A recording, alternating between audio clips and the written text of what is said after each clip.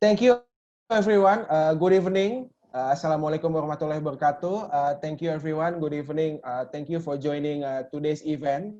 This is our second event, BranDiaLoGue. Our first event, I think last 3 weeks, we conduct last 3 weeks.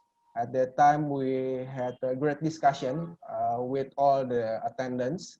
We also at that time have 2 panelists, Pak Mas Piono at that time as President Director Regional Mayora Group, and our lovely faculty member, Prof. Agus W. Suhadi. And today we will also have a great discussion. We already had 2 special guests. First is Mr. Antoine. Thank you for joining this session, and also our lovely faculty member, Pak Rudy. Thank you for joining today's session. So hopefully today we will have a great discussion, and also your lovely moderator, Adit. Very lovely. So yeah, Andita and Adit, we will try to lead today's discussion about Gojek.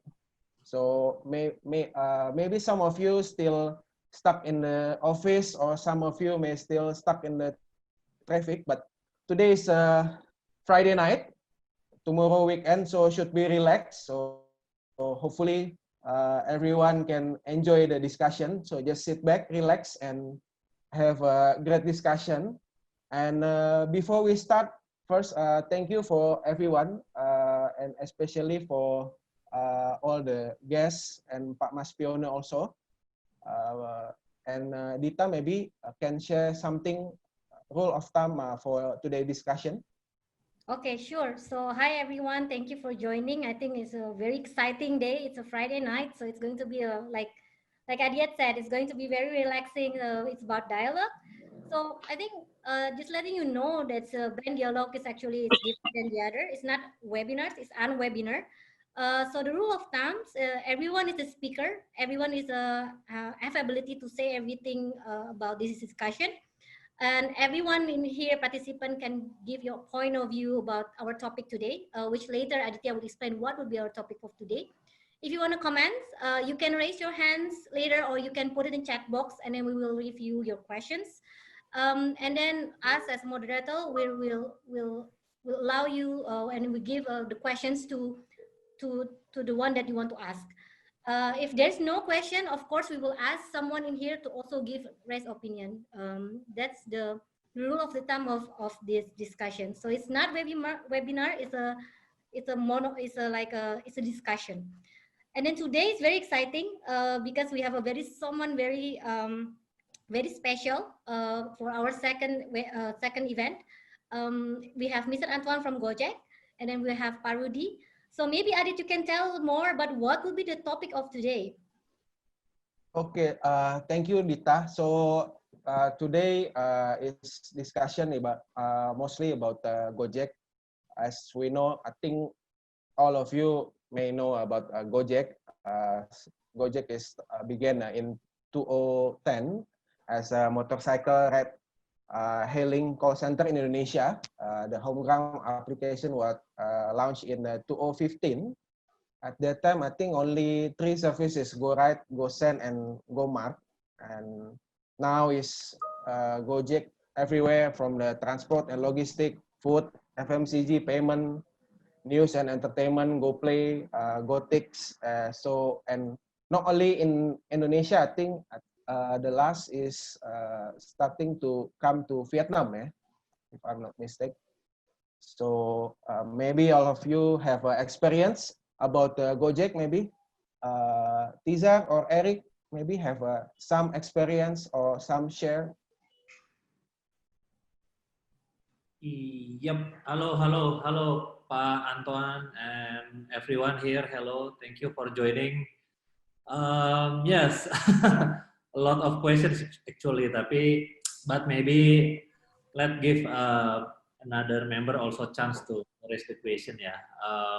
First of all, from my side is just to first of all let me acknowledge and also give a very very high appreciation for Gojek Indonesia and all the Gojek team, what you guys have been done in Indonesia, how you guys can very very disrupting our mindset, our approach. It's really really unbelievable. And for all of us in Indonesia, it's very very proud moment because this is the time when originally from Indonesian, the product for this coaching itself is really, really disrupt for in Asia or even maybe in the near future will be in the world. Yeah. So yeah, for me, for now, let me appreciate all of the effort, all of the great ideas, execution, and so on. And today, we really want to learn how project develop the recipe for Indonesian market, and hopefully all the members here can learn from you. Thank you. Thank you, Eric. Okay, thank you, Eric. Maybe Hani have some talk to share about Gojek. Hi, pleasure to thank you very much for the opportunity. Actually, recently I just really amazed by Gojek, one of Gojek campaign from GoFood team, Antoa ya, Pak? How to spell? You can say Antoine. Antoine. Okay, just want to make sure that I spell it right. Thank you very much. So I'm really amazed by the last campaign by GoFood team, which is talking about Gantung Panci, Bu Siska.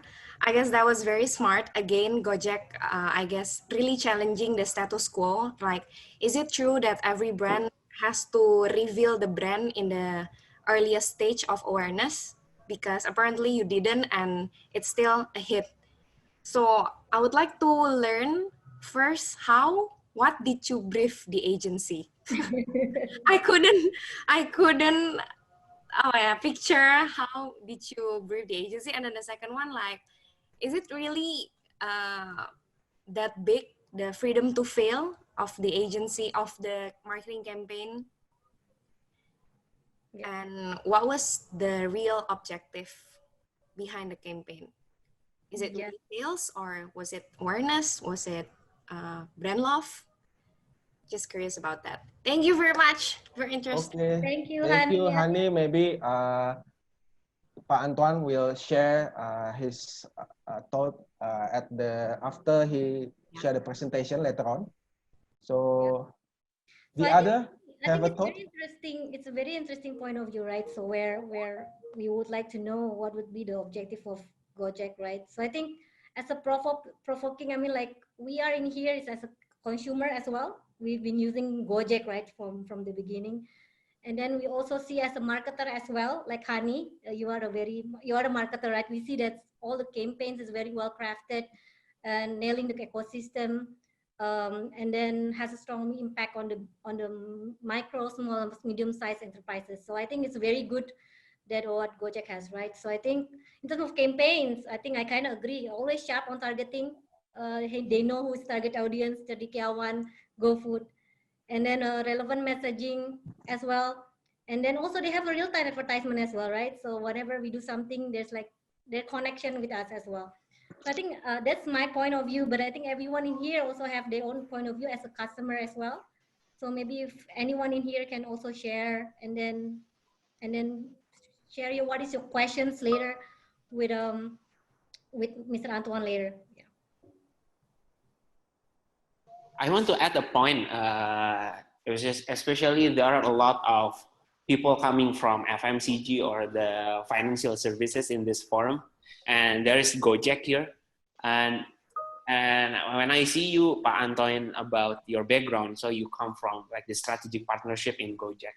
So this is extremely intriguing for me, because what I'm really curious is how the partnership you create with business from another sector contribute to the user acquisition and then the retention. I hear some insights from my friends coming from the tech company or the e-commerce that kind of partnership can increase the user acquisition. But what I'm really curious, how about the retention? how the partnership creates more customer retention for the business in Gojek. And also maybe I want to ask like Hani. So I observed that some FMCG products from Unilever and also from Mayora, if I'm not mistaken, that you do the partnership with Gojek, like the co-creation product, for example, like ayam geprek with plus teh pucuk, and it is one package with as a product and sold by GoFood, and how does it contribute to your business in FMCG? So this is like the two-way questions for Gojek and also for businesses that have the collaboration with Gojek. Thank you, Tita. That's a very good question, actually. Very good question. Thank you very much. I think you're asking about retention, right? And then also what would be the impact, right? In terms of like for the business that also collaborate with Gojek, right? That was your questions. Cool. Is there anything that also wants to contribute here? Want to have a questions or point of view? Like Yes. Ghazi, perhaps? Pak Yusuf, or maybe? Yeah, actually, I have something in mind that I'm actually expecting from this session as well. So I think it's very great that Mr. Antoine can join, can share some insights or some best practice to us. Because the way I see it, Gojek, when we're talking about branding in Gojek, right? The way I see it, it's not only about logo, it's not only about the name, it's not only about the marketing activities and so on, but Gojek have done a lot more than that, beyond that. I see that Gojek also being the thought leader in terms of startups in Indonesia. Even Gojek have this Go Figure podcast and YouTube, right? Just to position Gojek as the thought leader. And I somehow see Gojek is not ride-hailing company. It's not a super app, but when I heard Gojek is the startup leader in Indonesia, the pioneer, and that's what I think I got from a lot of those brand building that Gojek has been being done through the thought leadership, through the sharing with in various occasions during startups events and so on and so forth. So so I hope in this session I would be able to understand how what is Gojek, how Gojek has planned building this image, building this brand, and also ensure that it's keep getting, I mean, like it's being monitored, being in check. So it's more on the strategic view of the branding itself. I think it's that what I'm really looking forward to hear. Yeah. Okay, thank you, Pak Yusuf. Anyone else? Maybe Ghazi or? Or maybe this is the questions for another industry, like how Gojek transforms your business. So I just wondering about the Gojek branding, because I was using the Gojek service from the beginning, but I think it's around from 2015. But the branding is what stick to my mind is Gojek is a local hero for Indonesia, because I remember back then there is a campaign that collaborate with the, how do we say, bikers community with, and then they put they wear a jacket Gojek, and then they do the service, they do the go ride like any other driver. So it boosts the confidence from the driver itself, and then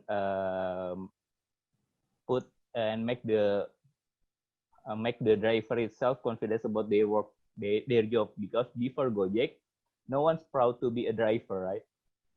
But then when the Gojek came, it totally changed mindset of everyone.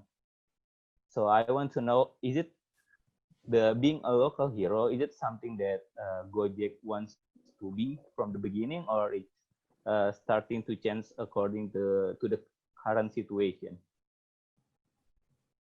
Thank you, Ghazi. So you want to know what is the historical, right, from the beginning, and now what is the purpose for Gojek itself?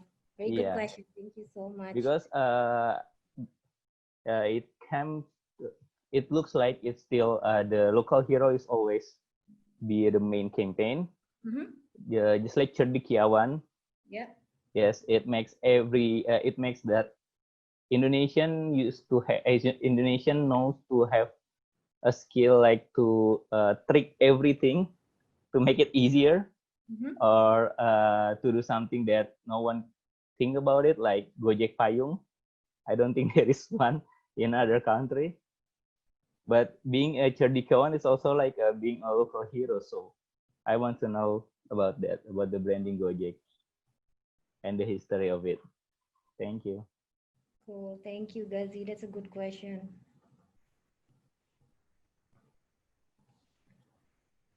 Okay, I think that we have a lot of questions, right, Aditya? Yes. A lot of people want to ask. Maybe anyone to also add some points as well. I saw Rezi, if you want to have some question as well, you can. No, and then Trihadi, if you want to raise a question also, you can. Yes, I would like to ask the questions actually.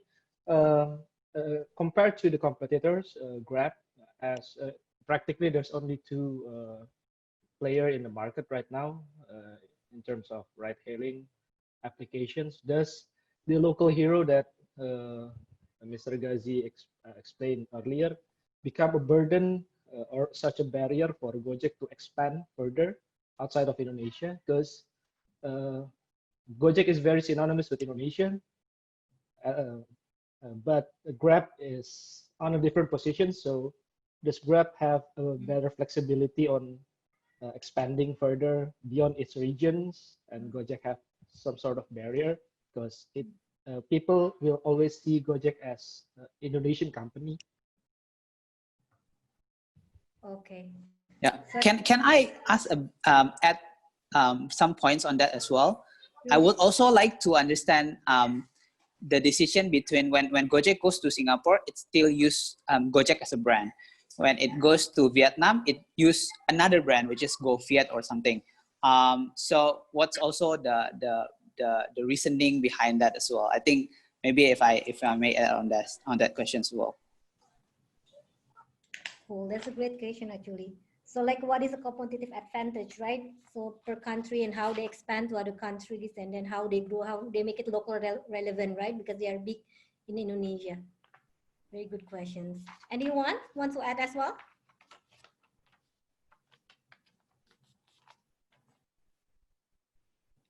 I think also, I mean, about the data science. I mean, at this moment, data science is important during the marketing or commercialization in the current situation. Yeah, for the how to get the awareness, how to get the engagement about the customer acquisition, retention, as maybe previously Tizar mentioned about this. So I think at this moment, data science has become something that every brand must have on it, I think. Okay. I also intrigued actually, I don't know if everyone knows, like Gojek, if not mistaken, is having like a local agency inside, like in-house agency. Just wondering how it works, you know, I mean, like me, like myself is being FMCG for all my life. So I never have like in-house creative, but so far that I've seen so far, it works well. I mean, like all the communication is very nice, very creative, very Indonesia at least. Even like the one that from Vietnam I just saw last night is really wonderful. The one that is Circle Gojek to show the branding. So just curious how that model is really impact to your campaign, also your commercial as well, because it's never been done before in FMCG. So it will good insightful for us as well to understand. Also same question from Hani, right? Who's doing the brief? Is it agency or it's like marketing? Because it's just a little bit different the flow what we had before. I think that's additional questions from my end. Anyone here as well that want to share or maybe have some questions while we have Mr. Antoine here?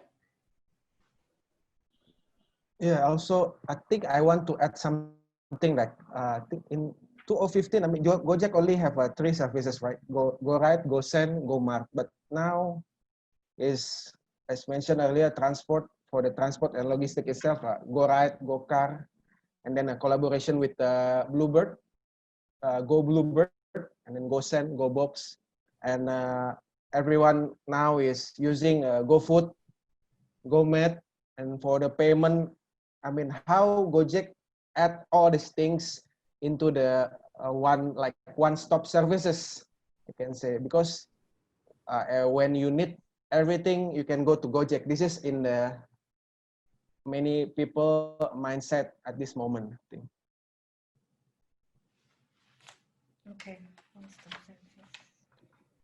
Or even maybe if I would like to add also, Pak Aditya, when Gojek already, touch maybe most of our life, yeah, at the moment, yeah. So what's next? I mean, for the growth strategy or for the recipe for Gojek to grow their company, their brand. What else that maybe there's some best practice here that can share to us. Will be very helpful for most members here that maybe still managing a brand that need a growth hacking, or maybe another own business, still small medium size enterprise, but need some quick recipe based on best practice, based on the good learning as well that can be shared to us. It will be very beneficial. Thank you very much. Okay, thank you, Eric. I think beside all the question coming, so maybe if if anyone can share, Gojek impact to your business, since yeah, maybe all the participants at this moment have an impact. For example, like Hani, maybe how's the impact to the your brand sales? Any impact, or the other businessmen here? Any impact from Gojek? Of course, with all the services at this moment, it will bring impact to your sales. That's a good one. Maybe Adi, you want to tell something about your business? I haven't been able to register to GoFood yet. So open on that. Okay. Me too. But since I have a kindergarten as a family business, Gojek helps a lot for our customers to transport the kids, because the parents don't have to pick up and drive their kids by themselves. So just with Go Car with the nannies and go to our school. It helps a lot. But I haven't been able to register my GoFood yet. Like a message, right? Thank you. I'm also curious about Gojek social impact, right? The way they're doing when we have a COVID, and then what they're doing is actually they want to make sure that the life of the drivers is still good, and they cut some salary for the leadership. I think it's a wonderful movement. To me, it's never been done before. I think the thing that Gojek does is actually not only about marketing, getting consumer attention, awareness, and brand love, but actually they're doing something good for the community. I would say maybe it's a part of it. So I think maybe that's a thing that I always see about Gojek compared to other competitor. Maybe let's say Grab, like they're doing something and genuinely do something to the society that is close to them. That's my take on that. Anyone as well that wants to add in here? Got a question. Please. Yeah. Hello. So I just want to I just want to ask Antoine, Mr. Antoine, if you can give us some numbers on during your COVID era, how much sales are you increased your sales by? Because I know shipping in general, or just quick send this to my friend's house or send this to my mom's house. Those things I'm really interested. Is it 20% or 30% in terms of go deliveries, go send, I guess. And number two is that our relative is SMK Sari Melati Kencana, which is the operator of Pizza Hut in Marugame in Indonesia. And then so the last time I spoke with them, even before COVID, is that basically who is your main competitor? Is it Domino's? Is it Pizza Marzano? No, it's Gojek. So Gojek has been the major competition for all delivery restaurants. Because I mean, even if we run PhD, which is a Pizza Hut delivery, we cannot kasarnya, I don't know, titip rokok on the way, but Gojek can, right? So give me this American favorite and some drinks, and oh, by the way, can you stop by at Indomaret and get me some cigarettes and get me some this and that and that? Gojek can do that. No, not Pizza Hut. So that's why I said. Plus, your super app is unmatched. I gotta say it. You know, right now, I guess several FMCG, no, not FMCGs, retailers, food retailers basically is racing, trying to keep up with the app of Gojek. But I guess you are just basically 5 years ahead, you know, of others. That's it. Thank you. Thank you. Thank you, Rezi. How much sales, right? I think it's going to be, it's big, right? I believe so, because during COVID, everyone is using GoFood. Just right? a percentage, yeah, no numbers. No, that's fine. Sure. Okay. Cool. So I think we can ask last question, Dit. What do you think? Yes, sure. Can open the question or thought from anyone. Hi, can I ask questions? Can. Yeah. So it's about when Gojek's trying to open new services like new vertical or something. I noticed that Gojek's approach is more like build the product in house rather than like compared to the competitor where Grab is more like doing a collaboration with the existing service, right? Like for example, like Grab joined with Ovo, but like Gojek has like GoPay by itself, and like for example, GoTix, like Grab joined with booking, Book My Show, I believe, yeah, and like Gojek even make a Go game, right? And like, but Grab is more like collaborating with existing like companies that's doing that. My question is like, what is the reason behind Gojek taking this approach, like build the product by in-house rather than trying to find an existing company and trying to like do a collaboration there? Okay, Adit, this is okay. the time. That's the special sign. So what is a special sign, Adit? I think you know better. So I think we can see the commercial, right? I think. Yep. We have a commercial break as a bridging to the other session at this moment. So that's the end of first session discussion and question. I mean, not only question, but some of thought from all the friends about Gojek. And we will have a first TVC. Chosen TVC. Okay, Mas Danang, silakan. Hai, saya Reza Rahadian. Sebagai seorang aktor, saya harus memberikan akting yang sangat meyakinkan. Dan tidak jarang ada penonton yang tertipu. Ikut terbawa emosi sampai merasa bahwa itu hal yang sesungguhnya terjadi. Saya bisa jadi orang yang sangat serius. Atau bahkan sangat kocak.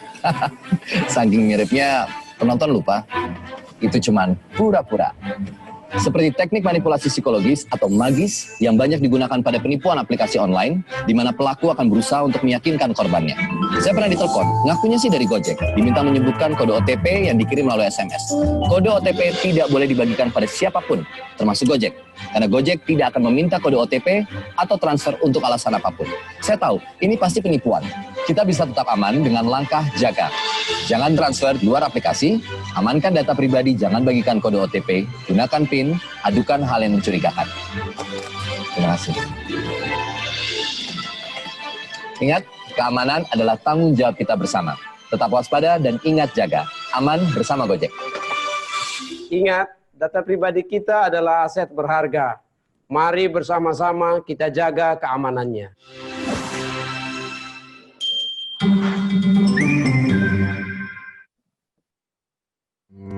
Ini kisah para cendekiawan, anak bangsa yang berkarya dengan kecerdikan. Segala perkara dapat dituntaskan, garpu pun jadi alat berbagi kesejukan. Lika-liku jalanan tak mampu mengusik, menyangga kepala jadi inspirasi bagi yang melirik. Mereka menantang aturan klasik, kuah mie bakso, kompak, satu plastik. Dan bukan demi eksistensi, namun ranah lebih untuk memperkaya galeri selfie. Mereka menerobos semua permasalahan, lepas tangan pun bisa teleponan. Menakjubkan, setiap hari mereka menyirami diri dengan gagasan. Terus melangkah dalam ruang gerak yang minimal, melampaui batas dengan penuh akal. Jadilah cendekiawan dan raih ragam solusi untuk setiap situasi. Layaknya aplikasi, karya anak bangsa. Pasti ada jalan dengan Gojek.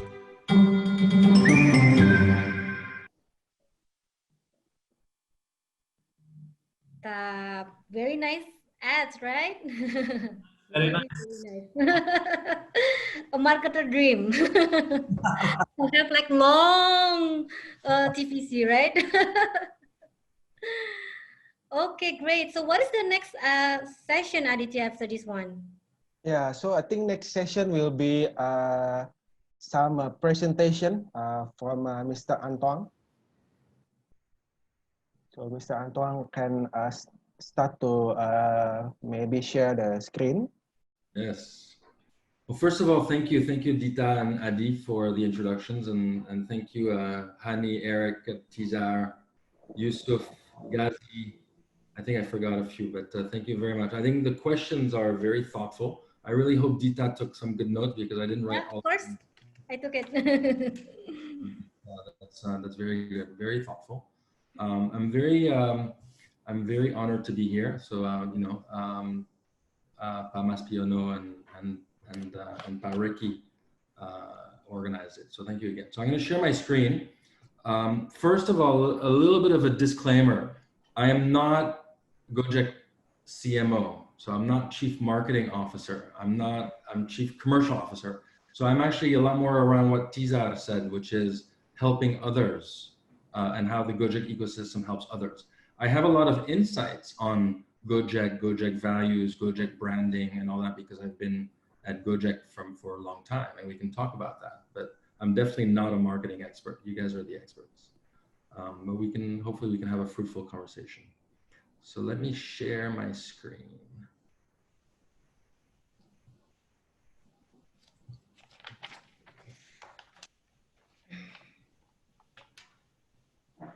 Can you see this? Yes. Yes, I can. Good.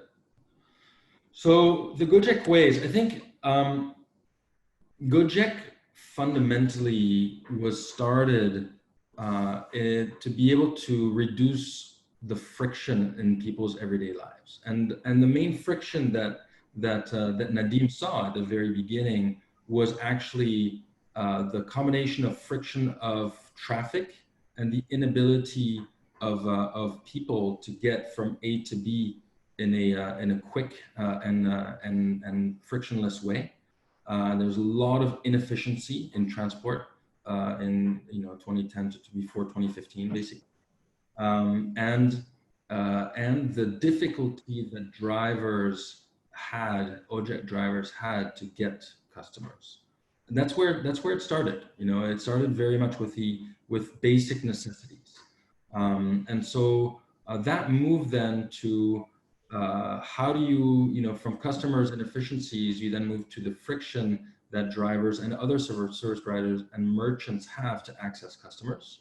And then finally, it led also to payments, right? Payments, financial inclusion, access to basic lending services is today almost a basic human right, and something that Gojek felt we had to tackle, right?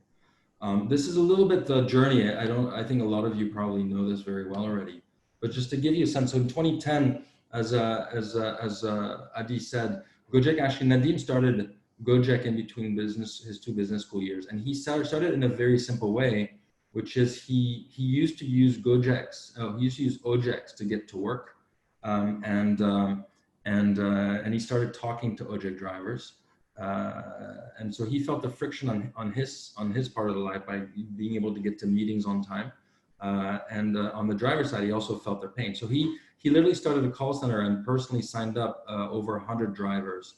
And the rule was the driver needed to have a motorcycle, a title, a driver's license, be married, and have at least one child. So you can already see part of that is the social impact aspect that we'll probably talk a little bit later. And then Nadim went to do a lot of other things because he was a little bit early and he couldn't get funding. And then in 2014, he got funding. The app will launch in 2015. And as Adi said, there were three services. There's Gojek, it was called Gojek, not Go Ride. Gojek, Go Shop, and Go Send, instant courier. Very quickly looked at the data, and we will talk a lot about data, looked at the data already in Go Shop and saw that 70–80% of the time, people were ordering food from restaurants. And so that's why, and the other 20–30% were ordering groceries. So that's why very quickly Go Food and Go Mart were launched, and then basic services. Go Pay, we launched in 2016, 2017, and fundamentally Go Pay at the very beginning was a way to retain customers. It was a closed loop wallet. It was kind of like a gift card that you could top up to keep your customers. It was a retention tool initially, and then we realized that it made sense to have it open loop, and that's why GoPay became open loop. So a lot of the things that happened to Gojek were, Nadim calls it timing, but we would call it, if you're objective, timing in many ways is having the right thing at the right time. And so there's a lot of luck involved.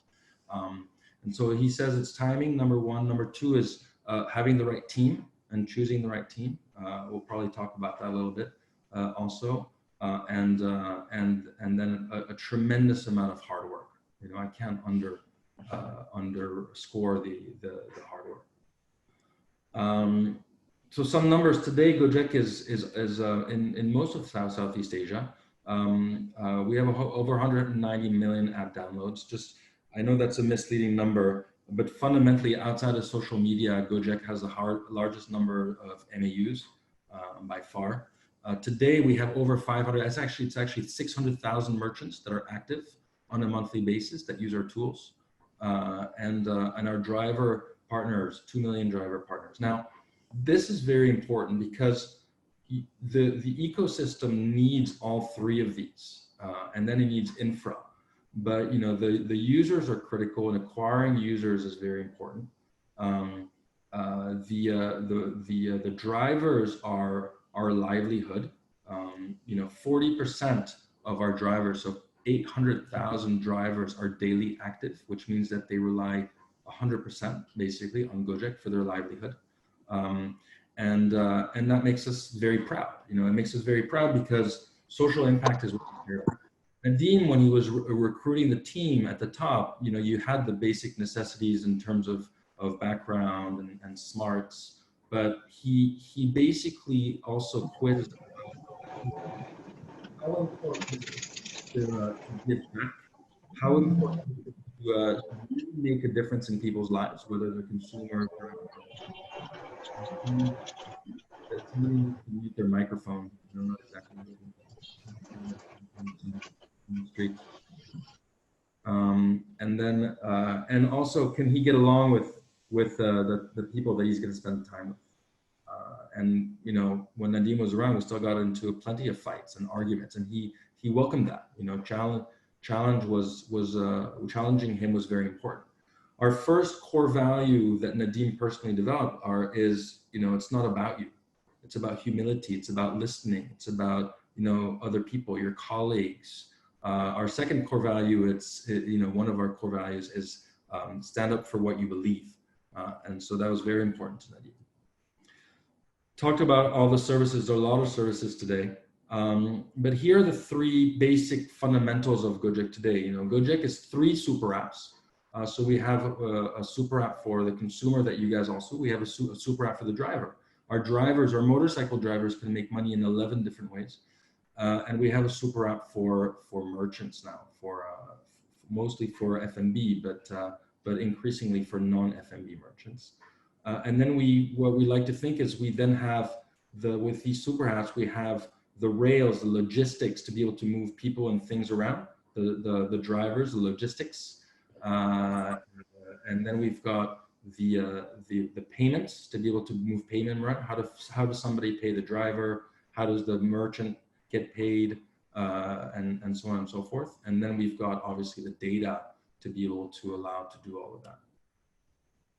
So these are the ecosystems, and I think maybe that'll elicit some questions. So in terms of branding, you know, Gojek has been very successful in terms of branding, and I think that, again, not being a marketer, but having been there, the first one is we're passionate about the consumer. Everything starts with the consumer. Everything is about solving the consumer's pain points and really thinking about the user flow in everything that we do, because that's changing people's lives, right? If people can save 30 minutes a day in traffic and they can save 30 minutes a day in shopping, then you know you've saved an hour in somebody's lives. That's almost 5% of their life that you've saved, right? It's tremendous. The second is, if you look at the drivers, social impact is not CSR for us. It's not something that we want to be able to transform Indonesia, and you can see it. You know, the fact that he's Minister of Education today is not, you know, it's not a very smart move for him from a business point of view, potentially, but it's everything that he signifies, right? It's about changing the lives of people, and the only place where he could potentially, you know, he can make more impact than Gojek is education. So it really defines who we are. It's our DNA. So let's talk a little bit about our ecosystem. So, you know, we've got today our ecosystem is in-app. We've got a lot of digital assets, but we also have out-of-home assets. You know, we don't believe that the world is purely digital. The world is extremely physical. It's an O2O world, and we think of the world as O2O, and we urge all of our partners to think about the world as O2O. A consumer does not want, you know, some consumers want things only digitally. You know, some people are happy staying at home and ordering things purely online. Other people don't. You know, my you know, older people especially would prefer still going to a store, but they might be happy to have a promo or benefit or something offline. What we try and do at Gojek, again, is think about every single aspect of people's lives and try and reduce the friction of their lives in every step of the way. And we can't do this without partners. So this is the commercial side of what we do. You know, when Gojek realized that they had an amazing ecosystem for consumers, then we started thinking about merchants and now brands, right? How can we help them grow? How can we give them access to our consumers? How can we give them insights into our consumers? So, you know, GoFood, obviously, GoFood has over 300,000 monthly active restaurants. GoPay for payments, but now we have our app GoBiz, which is for FMB, which is moving to non-FMB. And the FMCGs, you know, people don't only like martabak. People like martabak and tea. You know, people like to have snacks. People like to do that. So we're creating more and more tools to allow consumer packaged goods and then other brands to interact with our customers, our merchants, and our drivers, our three ecosystems. I'm going to skip that. Here's again O2O. So the way that we think about the commercial Gojek, the B2B2C Gojek, is fundamentally, we've seen that anybody who spends money on marketing, on advertising today, is a little bit tired of the lack of measurability. So everything that we try and do, we try to link to sales, and we try and, if not link to sales, at least make it as measurable as possible so that you can calculate an ROI. You know, I think today, being able to pick your marketing channel as a function of ROI is actually critical. So an example is when we do a banner in GoFood, or we do a bundle of a burger plus a Coke or tea, you know, you can measure the clicks into the impressions, the clicks into the banner, and then the transaction. Everything has a sale associated with it. And then you have to be targeted. Data is increasingly important. I think it was Adi that asked a question about that. Data, you have to collect the data. Now, a lot of people talk about big data. I don't believe in big data. I think that there's a lot of data, but data today is still quite small. So everybody who's afraid that they're not yet in the big data, I wouldn't worry too much, because what's important by data is not only the collection, but it's also thinking about what to do with it.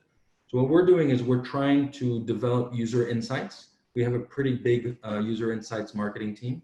I think Andita was referring to our media agency, but basically it's really about thinking about what we apply to consumers, we're applying to merchants and brands. You know, what are their pain points, what are their problems, and then how can we develop user insights that fits their pain points, their problems, their objectives, and create audiences, and then help them launch campaigns, see what sticks, retarget.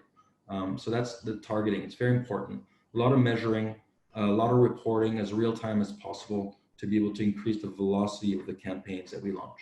And then finally, O2O. You know, O2O is important. The main reason why we launched GoPay is two things. One is obviously financial inclusion, being able to provide access to lending and savings affordably to consumers, merchants, drivers as fast as possible. But it's also as a way to be able to do offline campaigns and to be able to drive traffic offline through GoPay cashback or GoPay vouchers. So here's the funnel. You know, I mean, you guys are expert marketers. You understand all this, and we have tools now that basically allow to address every single part of the marketing funnel. How do you increase awareness? How do you acquire new users? How do you make the users come back? So increase the retention. How do you increase the frequency? How do you get them to choose and consume more products and things? So we're quite good at that. I'll give you an insight on Gojek. One of our aha moments at Gojek was realizing that a Gojek user that uses two services, not just one, not just GoRide, but GoRide and GoFood, for instance, the retention and the frequency of usage of Gojek went up quite a lot. But the moment that a user used 3 services in Gojek, it was game over. I mean, it was a forever Gojek user. And so those types of insights only come by trying, testing, and having a lot of different reporting and measurements. This is a little bit, again, illustrating what we do on the commercial side. Now, on the consumer electronics side, you know, consumer electronics, we know what users, what phone they use. So we've helped consumer electronics upsell their existing users to new phones. But then for new launches, we've done awareness in our fleet, inside and outside, and then we do all of the shuffle cards on the home page which can lead users to, for instance, to a jd.id to order a new phone. These are the types of things that we do regularly now. On the F&B side, I think we're honestly today we have very good tools for chain restaurants. I forget who it was. I think it was Rezi who was talking about Pizza Hut, and actually we have a very good relationship with Pizza Hut. And the way that I like to approach it is we're not going to start manufacturing food. And the brand that a lot of these F&Bs have built is something that is amazing. And so how do we, but they're still limited in their sales because people still need to come into their stores, right? This is Pizza Hut. And so we had we had many chats with Pizza Hut in regards to Pizza Hut joining GoFood, but fundamentally it's really about going back to the consumer, where some consumers love Pizza Hut, but sometimes they're too tired to go to Pizza Hut and they don't want PhD, right? And so we spend a lot of time looking at the data for Pizza Hut and for PhD and explaining to them why it made sense for Pizza Hut to come onto GoFood, for instance. But on GoFood, we have a mix of banners, vouchers, targeted vouchers for new user acquisition, retention tools, smaller denominated vouchers to increase the frequency of the users. We're very good on the F&B side. On the RTD side, we do a lot of menu bundling now. So we've done a lot of campaigns with having a combo package, right? So have a martabak plus a tea, have a burger plus a Coke, and all these different things. We engage with most of the RTDs today to do that. And what's interesting about that is that it helps everybody. It helps the consumers, because consumers it's already proven that they love the RTD brands. It helps the merchants because it's bringing advertising dollars into the merchants to help them sell more, and it helps the RTDs because of the frequency of sale. There's a GoFood is a monster, right? I mean, the GoFood is the third most transacted food delivery company in the world after Meituan and LMA, which are both Chinese. GoFood does more transactions per day than Uber Eats. Transaction size is a lot smaller, but frequency-wise, it's a monster. So Adi was talking about data. Data it's quite complicated. There are a lot of things that are complicated about data. Number one is accumulating the data already is quite complicated. Then you need to store it in a safe way. You have to adhere to the most stringent data protection standards globally, because you never want to be seen as loose in regards to data, and we hold ourselves to the highest standards. But then you have to know how to use it, and it's difficult because you actually have to marry marketing experts and data experts into one team, and the first step is really identifying who our audience, who our client industry is. Are we talking to a merchant? Are we talking to a brand, CPG, consumer electronics, financial institutions? Then we sit down with them and think about what their pain points are, what their objectives are, what are the metrics that they measure. And then from that, we really start developing user insights between the marketers and the data guys, and we build audiences. The audiences, and then we refine. We try and refine the data as a function of the impact of the different campaigns that use different audiences. Yeah. So here's an example of an audience that we do. We will use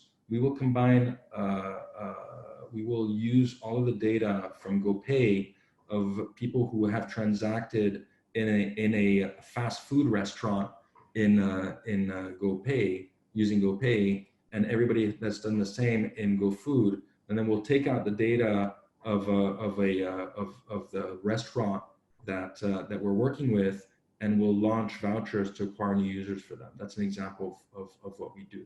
For malls, we look at everybody who has, for a high-end mall, we look at everybody that has a certain, we basically know the socioeconomic income of people. And so for a high-end mall, we'll launch a transportation voucher to a specific mall around a certain area perimeter to anybody that has already shopped in the mall. You know, so those are the types of things that we do. Yeah, we talked about data. I think one thing that's quite cool about our data today is we have such a huge transaction database. You know, Gojek is a place where people come to spend money, right? And that we can actually start now giving a very targeted advice by location. We tell restaurants where to open their new branch. We are starting to tell brands where to launch campaigns with what restaurants. We're doing a lot of things. From an O2O point of view, we work quite closely with Alphamart, and we do targeted SKU campaigns that are redeemed at Alphamart because we work quite closely together with them. That's all using data. Let's see, GoFood. We talked a little bit about GoFood. Yeah, I think, you know, GoFood, I don't actually have the numbers around what happened during COVID. Had I known that the question would have come up, I would have prepared. But you know, fundamentally, COVID was very difficult for us from a transport point of view. Transport was a big hit, obviously, and it's still a big pillar of ours. And payments also a very big hit, and payments is even bigger than transport. And we didn't make it up fully with other services, but food went up very significantly, and everything that's logistics related went up very significantly, right? So everything that's GoSend, GoKilat, GoBox, all of that went up a lot, and GoShop, GoMart, all of that went up. All those went up a lot. So what do we do with GoFood? You know, for all the RTDs, we do a lot of bundling. We want the RTDs to have GoFood as one of the channels, right? Because of its high frequency. So we advise on what bundles. We put them in contact with our merchants, and we then help promote it. We have virtual stores, which are basically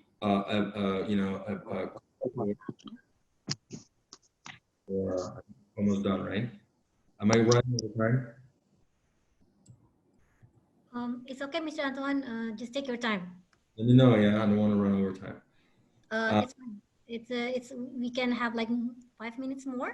Okay, 5 more minutes. That's fine. I think I'm done mostly with the gist. I think fundamentally, we are now, from my point of view, trying to help our merchant and brand partners to use our tools and our products to grow also, to provide, because it helps the consumer, it helps the merchants, it helps the brands, and it helps the drivers, because the drivers have more orders also. So we use these 3 elements of our ecosystem to continue growing and helping.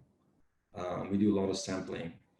GoPay, I was talking about, GoPay now is the next level, which is there's only really fundamentally, there's only 2 or 3 companies globally that have the full ecosystem like us. GoPay was very important for us to develop it ourselves and not to partner because it is a core a function of who we are, both the social, the financial inclusion, financial services, but also the ability to do O2O. The only companies that I can really think of that can do O2O globally are Meituan, which is the largest food delivery company in the world, which has a big merchant pillar, and then Amazon increasingly in the US. And Square is going in that direction. You know, you want to give something, a promo to somebody digitally that they can then redeem offline, and that's the world we're going. And we really made the right moves in that direction, and that's also why we acquired Mocha, 90% Mocha, to strengthen ourselves offline. I think I'll stop there. I don't think we need to really go that much further. I'll just end with 2 things. One is, in terms of brands, we now have an eB2B product for restaurants, and you know, I think it's safe to say that we will be going in that direction for non-restaurants also. So we help brands access our restaurant. Our restaurants can order their foodstuffs, but also non-foodstuffs directly in their app. And then logistics-wise, we're now doing last mile also in helping brands to access the long tail, the expensive, the smaller warungs. You know, as all of you who work for consumer packaged goods know, you can economically service the first 300,000 to 500,000 top warungs, but after that it becomes very costly. And so we're developing a lot of solutions for that also, because again, it helps the warungs, it helps the brands, it helps the merchants, and helps the consumers. I'll stop there. Thank you very much, Antoine. It's a very insightful presentation. I mean, we've learned a lot from the presentations of commercial.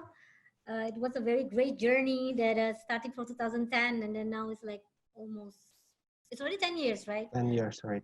So it's a long leap, right? I mean, it's a very big leap. I think most of questions are answered there, bearing branding, right? Because branding is actually it's DMO, is not CCO, right? So I think most questions are answered. But I think before we go to a question and answers, right? So we have another ads, right? Another commercial break, Adit, that we want to share to. Yep. But before the commercial break, maybe we can start to take a photo, since I think almost all the participants are joined. So can start to share your video.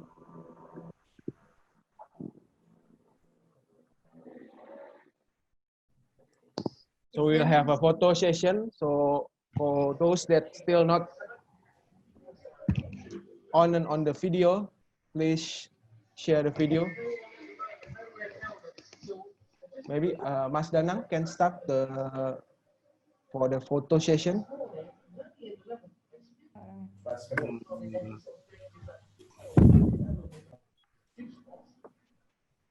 Hello, Mas Adit. I will conduct the photo session for now. Yeah. Okay.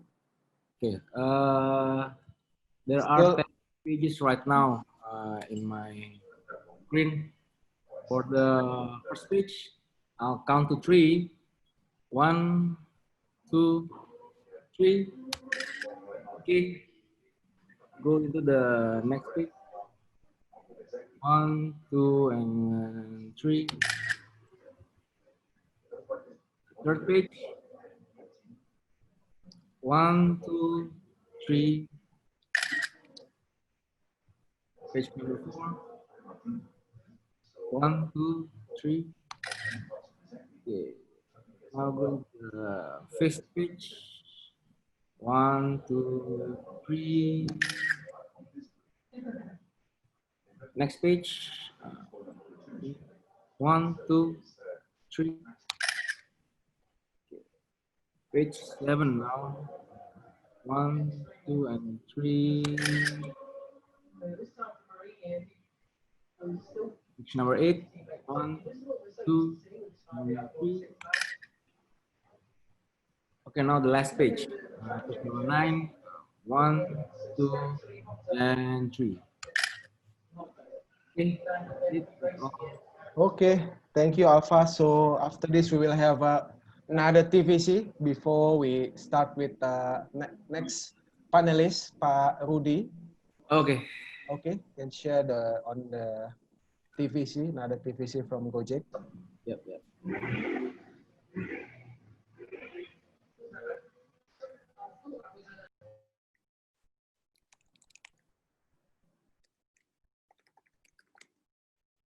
Protokol Gojek J3K.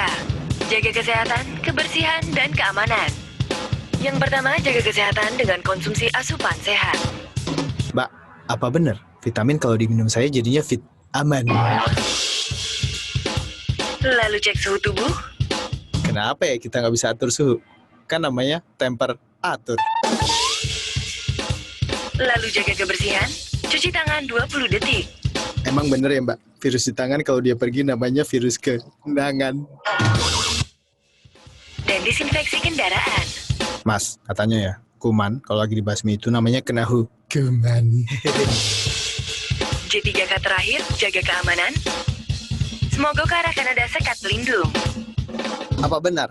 Sekat, kalau ada 2 namanya 2 cut. Cut. Coba ulangin actingnya. Lah, kenapa muncul? Iklan ini kan nggak pakai syuting.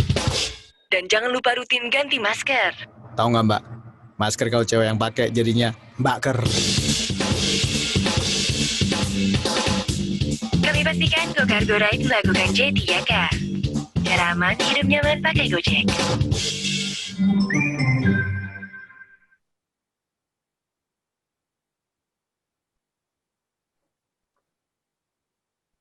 Okay, so that's the TVC of Gojek. Do we have another TVC or? No, just one. Okay. So I think next is actually we have another panelist, right, that we're going to invite. So it's Rudy. I think it's a famous faculty member, right? He was my faculty member who actually pushed me to be a marketer before. I remember that. So thank you very much.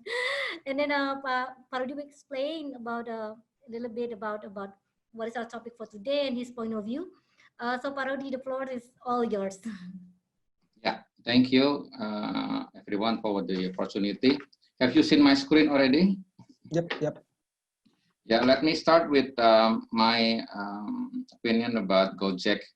Actually, Gojek has been surrounding us with services since our morning of waking up and then going to the office. And then, sorry, can you hear me? Yes, can, Pak Rudy. Please continue. And so I think what has been very popular is, I think Gojek has served the laziness of Indonesians of doing something, right? We have a dream of everything comes to us. The services come to us, the goods come to us. And I think this is the culture of Indonesian of, if I can do it by sitting or just by sleeping, why not? So I think this is the advantage of the Gojek that can take from us. And I think this is very good business opportunity. And what I call this is latent demand. Latent demand is something required, something needed by the target customer, and I see I see Gojek has been seeing this for a long time, and then when he fulfilled the need, so it becomes very popular and increasing significantly. And then the third is, I can see that the popularism of the ride-hailing by Gojek and also its competitor actually has softened the regulation from the government. Actually, the motorcycle has not been the formal public transportation, but I think the popularity of the ride-hailing has pushed the government to soften the regulations. I think this is the good achievement of a business.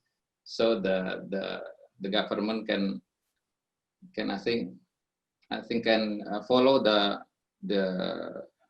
needs or the wants of the business. And then let me see the commentary of this Gojek. The first is brand is not. I believe that brand is not only image making. It's not done over time. If I remember in 2007, actually Prasetiya Mulya student has been there is an idea of ride hailing at that time. If you remember at 2007, I think some of you remember, there are a service ride hailing in around Mampang area. They imported a motorcycle of Yamaha Vino to be ojek with the beautiful suits, and then they take the passengers from their houses to the office. But actually, it only lasts around 2 years until 2009 because it didn't have technology to accommodate all the demand from the customer. So I think the role of technology has been very big in this development of Gojek. They have the idea and also the technology, and it has been doing a great service for some time.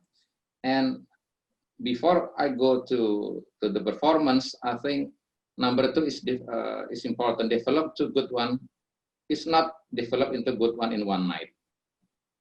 So I believe that Gojek has been doing all its effort to be the best service in ride-hailing and also their other services, because the more the customer get better service, the more they will use.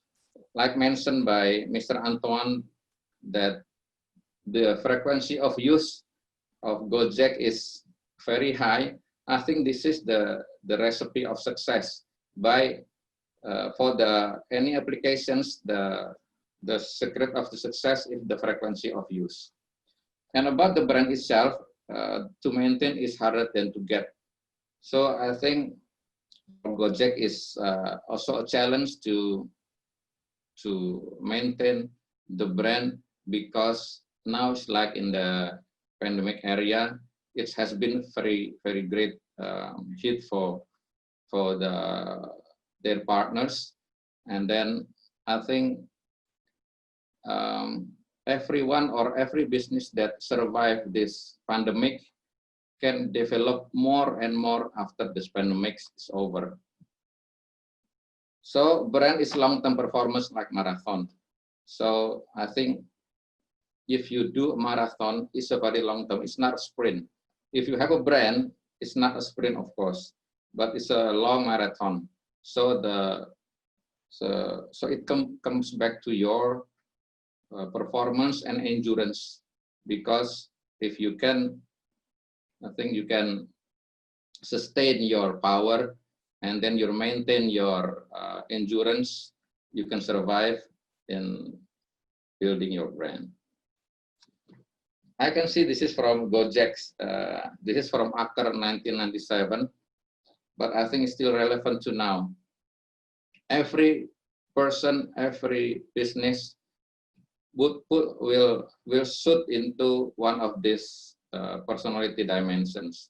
There is sincerity, excitement, competence, sophistication, and ruggedness. And what we are developing is you have to choose between those five, which one is the most suitable for you, because this would be the perception of your brand in your customer's mind. From this view, I would ask the moderators, where do you think Gojek would be in these five dimensions? Dita, Andita, and Aditya. Very good question, Pak. I think competence, my opinion. Yeah. How about any other opinion?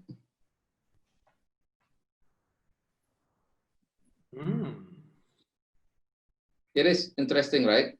If you see, even if you are doing your personal brand, you will come into this dimension.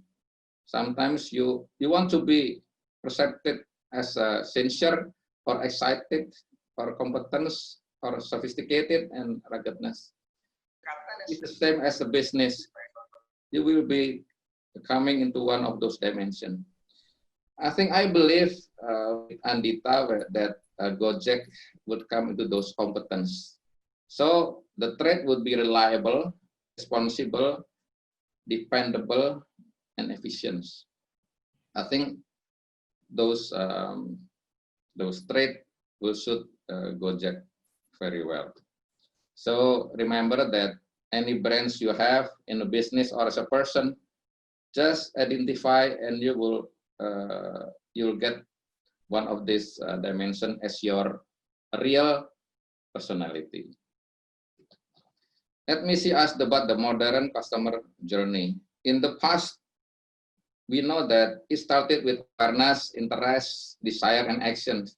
But in this virtual world, now has been changed to awareness, findability, reputation and conversion, and also the advocacy. In the view of Gojek, I think what has been done is of course, the awareness has been passed, and now findability, I think the most important aspect of Gojek.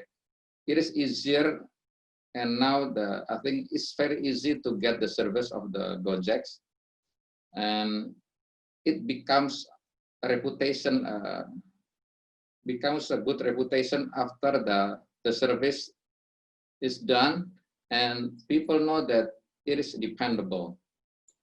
When the reputation is already high, so it is easier for the business to get conversion from its customer. That is why it's a bit different with what you have learned in the past about customer journey. So this is the latest customer journey, especially in virtual world. This is one I got from the internet that 2019 is doing by Vespa. Hopefully in 2029 it will be on drone. Yeah, go drone. Go drone. The last thing is I want to spark discussion on this. This is just one day. This is just yesterday. I got this from one of the medias yesterday, that this Hub DKI, or what you call it in English, this Hub DKI wants to gather Gojek and Grab in one applications. The aim of this effort is, I think, Pemda DKI wants to get the data of Indonesian or Jakarta's using of public transportations. So I want to take this into discussion in this dialogue, if you don't mind, Andita. Okay, I think that's all from me. Thank you.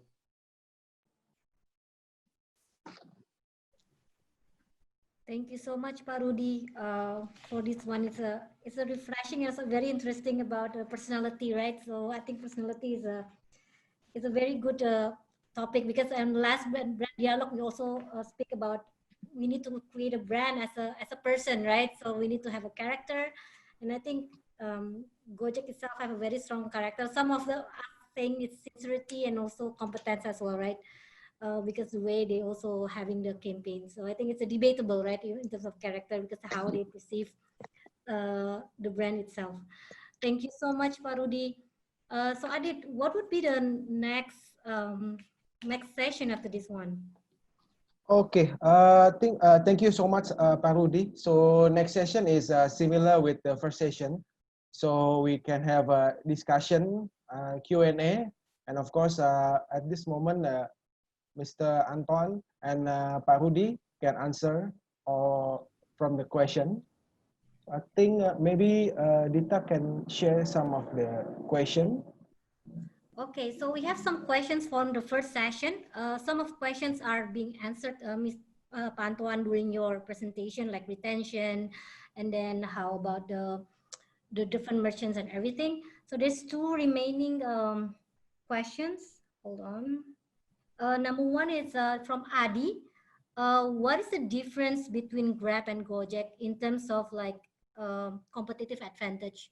What would be the difference in that, and why Gojek stick on that?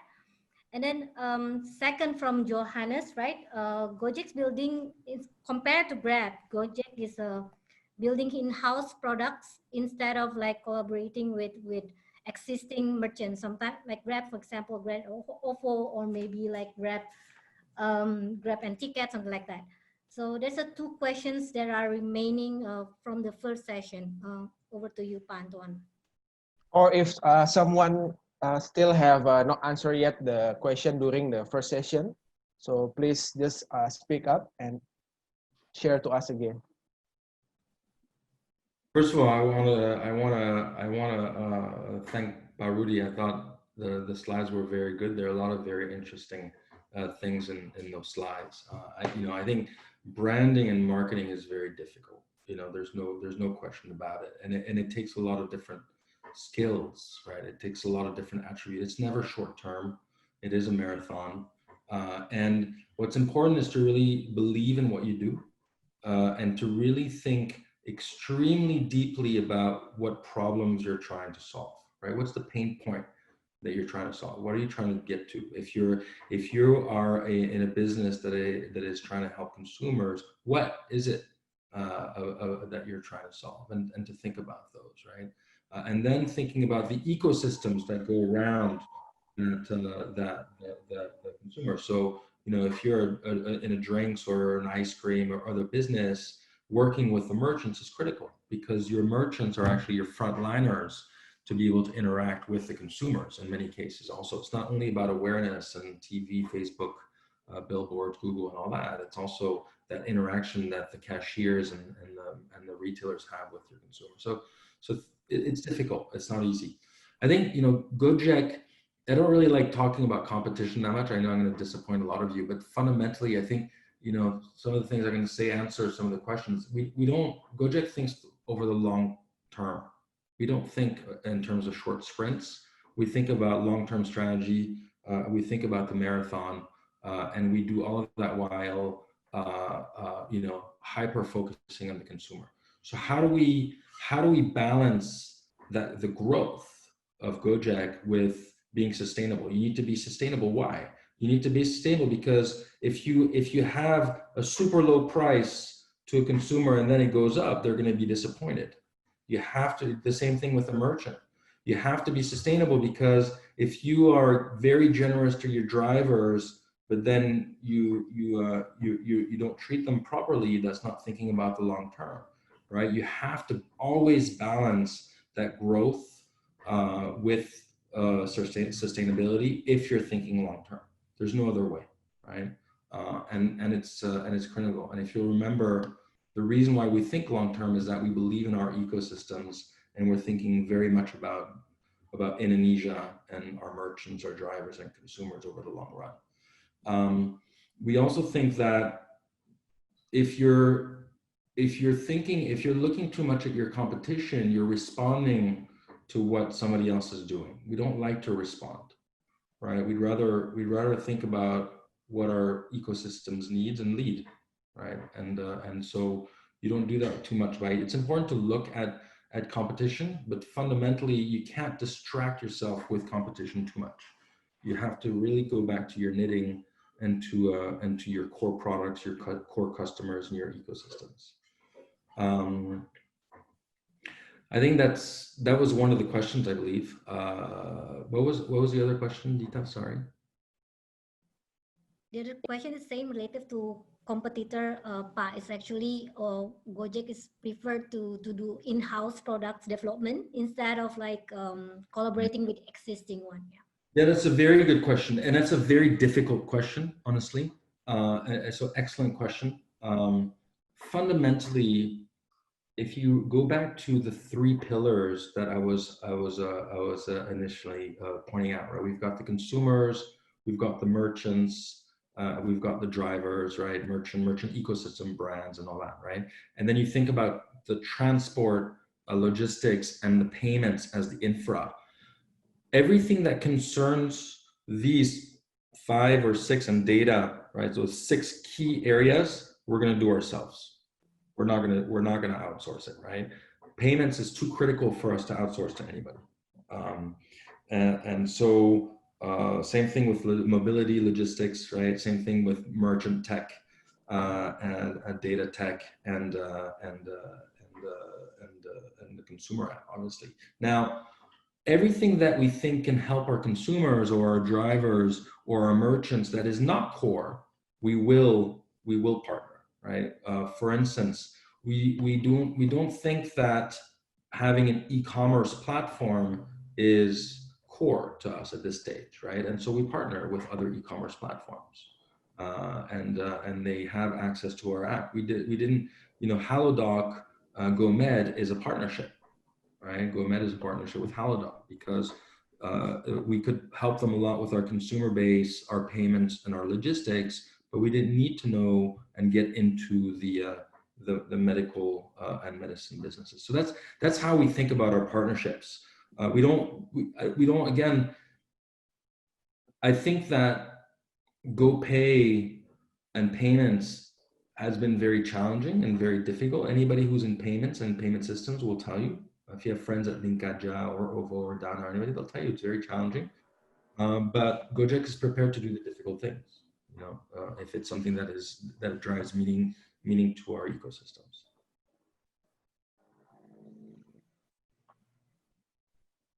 Any other questions? Anything? That's okay. Okay, or maybe I think previously in the first session, Pak Yusuf already clear on the question. Yusuf, Yeah. Yeah. Yes. I think especially the way Gojek.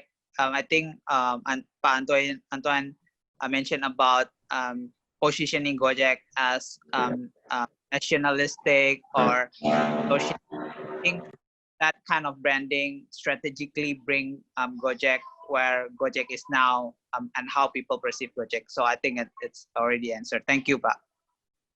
Well, but again, it's remember that it wasn't a short-term strategy. It's something that was derived directly from how Nadim and the management team feels about how they can help the country and the people of the country, right?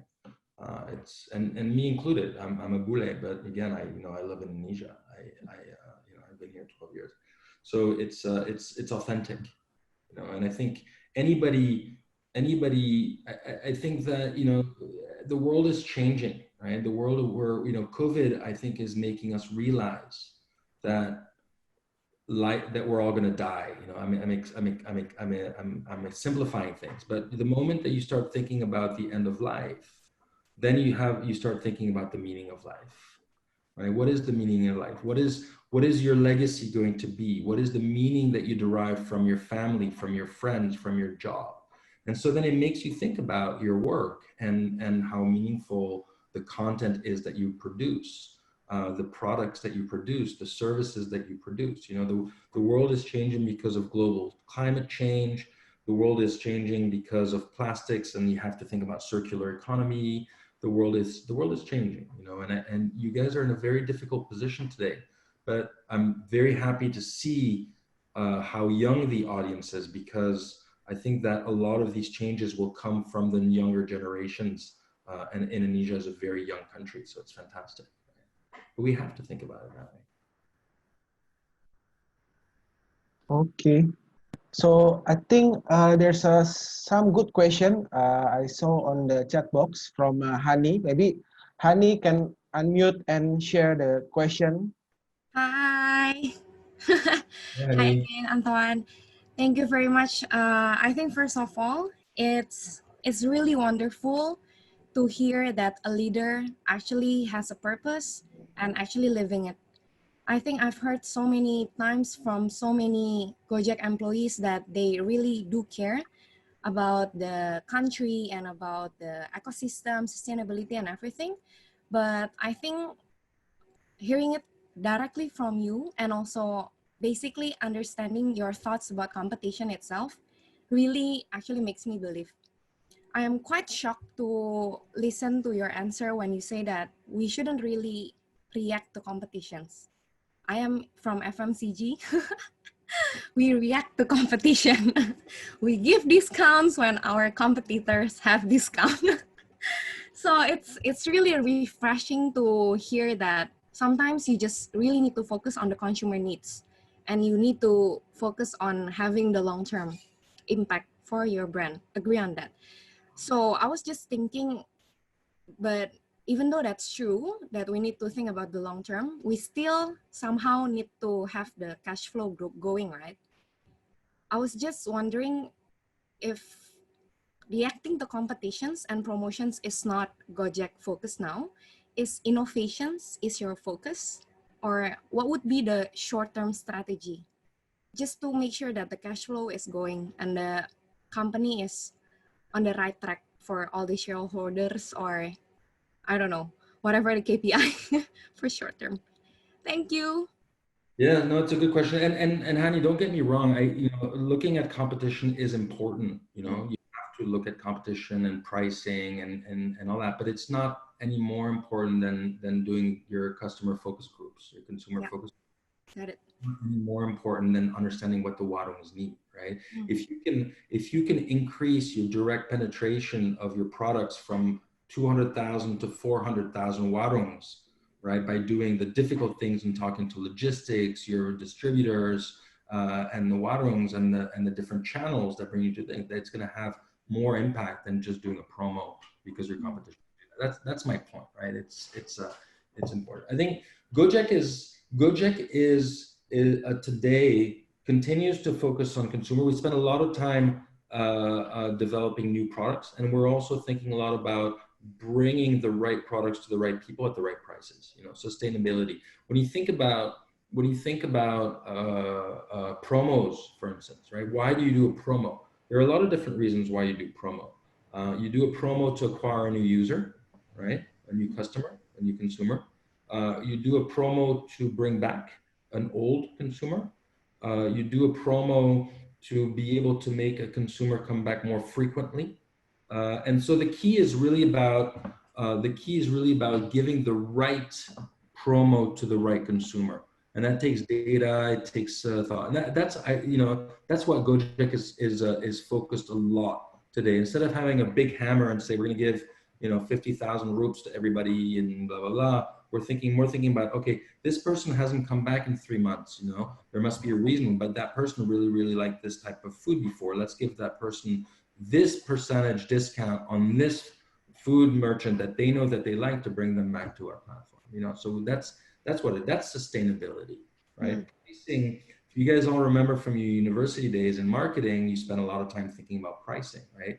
And being able to give the right promo to the right person is a form of differential pricing. Differential pricing is critical. Anybody who can really get into a differential pricing is touching things in a very intelligent and difficult. So that's we can do that because we have a lot of data and we know what our consumers have done. Thanks a lot. Thank you. Thank you, Hani. Thank you, Hani. So in addition to Hani question, maybe Tiza have some thought on the additional question. Yeah, actually, my questions has been already answered by Antoine. It relates to what Hani mentions before about marketing investment. So Antoine already answered this, that every single marketing investment has to be clearly and thoroughly targeted into the specific customers. So yeah, we cannot see any Gojek cashback and promo in the middle of the mall because they make it as targeted as possible. Yeah, so the question has been already answered. Thank you, Antoine. Thank you. Thank you, Tizar. Okay. Thank you, Tizar. So there's a next question from Sonia. Maybe Sonia can unmute about Gojek branding. Adit, before Sonia, I think Pak Mas Piono want to say something. Okay, sure. Pak Mas Piono. Okay, terima kasih. Thank you, moderator. So our moderator has the brand itself, isn't it? Pak Anton, selamat malam. Selamat malam, Pak. Ya, masih di Perancis kah? Ya, saya balik hari Selasa, baru balik. Oh, masih di karantin? Enggak, ya karantin, self quarantine. Saya di belakang saya ada aircon, di Perancis nggak ada aircon, cuman di Indonesia ada aircon. Oh, okay, yeah. Thank you very much for sharing the knowledge and etc. with the team. Thank you, Pak. And I have one question in terms of the plan in expanding in Southeast Asia or in ASEAN.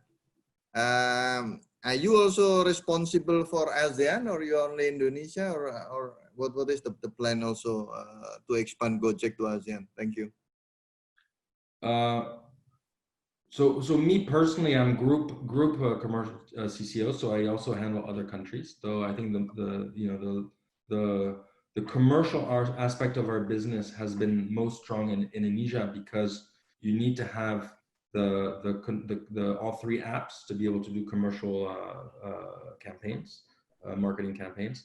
I think Gojek's strategy from an international point of view is to continue what we started in Indonesia and to bring it and help consumers in other countries also. Is it more difficult? Yes, it's more difficult, I would say, for you know, standard reasons that everybody will find it difficult. You need to find the right team. The right team has to be local, and HR is very, very complicated, very difficult. You need to launch a new business. Launching a new business, a new product is always very difficult. Takes a lot of money, a lot of work, a lot of effort. You have to deal with new regulatory, different regulatory rules, right? And so that can change the products. It's important to do that. So yeah, it's difficult. But we just relaunched Gojek in Vietnam. It used to be called Gojek, it's called Gojek. The reason behind that was largely was a little bit branding. There's also mostly from a product point of view to be able to use the exact same tech stacks, and that went quite smoothly. And then Thailand will come, I'm sure, at some point when we're ready. Singapore is just you know, an important place where there are a lot of Indonesians, right? And so having Gojek in Singapore was very important from that point of view. And the brand Gojek was already very well recognized, so there was no reason to change that brand. What about the Philippines? Is it the regulation issue has been solved? I don't have the answer to that, Bob. Okay. Thanks a lot. Please continue, moderator. Thank you, Pak Mas Piono, for the questions. So Adit, what will be the next question from who, Adit? Sonia, right? I think from Sonia. Can unmute the... Hi, sirs. Thank you for the talk. I really enjoy it. But what I really want to ask is, I feel like the current Gojek's branding and the message, and for example, the ads that you have just showed us, it's so millennial. Like it's really tailored for young people. But then I feel like if you really want to reach all the unbankable as what the Gojek want, I think there's a lot of portions of the SMEs owner that's in the older demographic. So how do you plan to appeal to this part of the target market? Thank you. Thank you, Sonia. That's an excellent question. Again, unfortunately, I'm not a marketing person, so I actually don't really know that very well. You know, the little that I'm involved in terms of our penetration of mom and pops and warungs and all that is that we actually focus again on making their lives better. I'll give you an example. Why did we launch Go Fresh? Go Fresh is the product that allows the owner of the restaurant to order their eggs, their chicken, their tepu, and then all of their iced tea and all that directly. The reason we did it is that the typical owner of an F&B, of a mom and pop, is a middle-aged woman that gets up at 4 o'clock in the morning to go to the pasar. She goes to the pasar to be able to get the better priced and cheap and fresher products. She gets back home at about 6:30. She starts cooking right away, and she's tired at the end of the day. She's very tired. When she goes to the pasar, she has to pay cash up front. And so Go Fresh was a solution for that middle-aged, the persona is a middle-aged woman, which she doesn't need to wake up at 4 anymore. She can wake up at 6:30. She can order her products the day before, and they'll get to her on time today. She doesn't need to pay cash right away. She'll have access to loans so that she can have better control over her working capital. The quality of the products is better than the pasar. It's guaranteed, and she has access to promos from the suppliers of the foodstuffs, the consumer packaged goods, the cleaning products, and so on and so forth. So you see, I don't think that I don't think that I don't think she goes to YouTube to watch videos anyway, that lady, but she has a salesperson that comes over and proposes a very strong value prop and feature that saves her time or money. Okay, thank you very much for the explanation.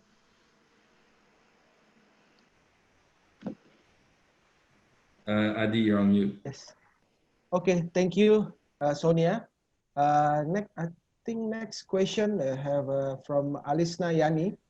So, Alisna Yani can unmute the.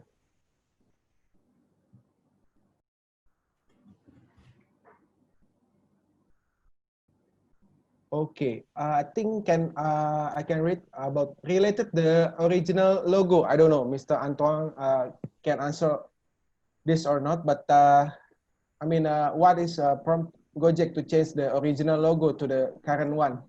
That's an excellent question. I had forgotten to answer that, actually. I believe that it was Andita who was talking about our in-house agency. So we had to change the logo because the previous Gojek logo was a motorcycle driver, and Gojek, had already moved on from just being pure mobility to payments and merchant services and others, right?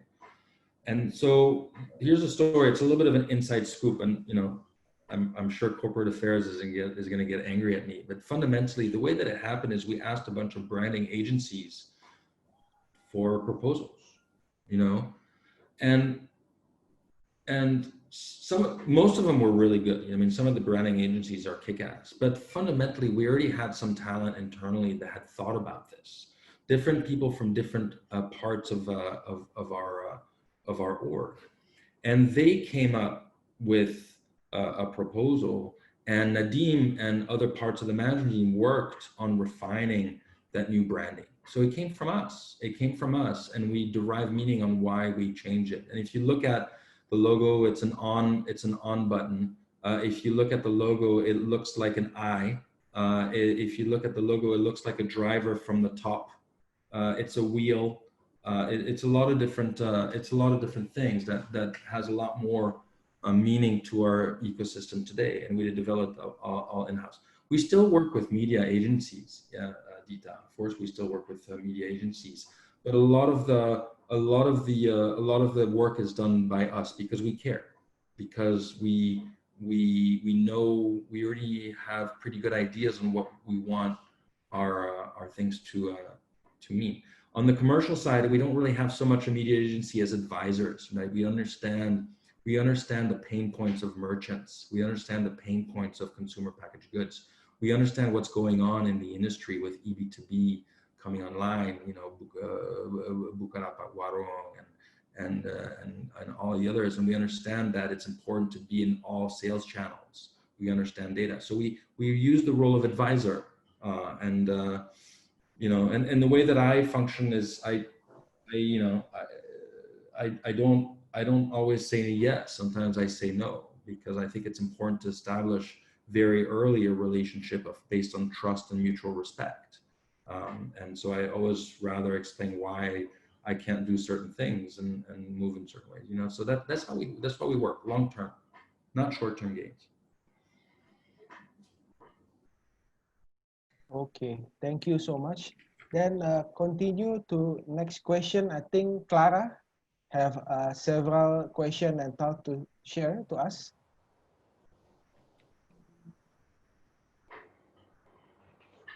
Hello, Mr. Antoine and everyone. So I'm Clara Agatha. I work as a brand team for FMCG, and I wonder how Gojek doing the area marketing. I know Mr. Antoine is not from marketing, but I believe like the small part of the strategy happened in area, because I believe Indonesia is very big country with so many ethnicity and so many the sense of value. And is there any hint or tips that we can learn or adapt to win in each area? Because I believe in each area also have different problem and how Gojek solve it. Okay, thank you. That's my question. Thank you, Clara. I think, from a Gojek point of view, in many ways, it's easier, more difficult and easier than for FMCG. But, we have data on the consumer, and we have data on the merchants, right? Because they transact on our platform. And so we use that data a lot to be able to set pricing differently, to do promos differently, to be able to do certain things for merchants and customers.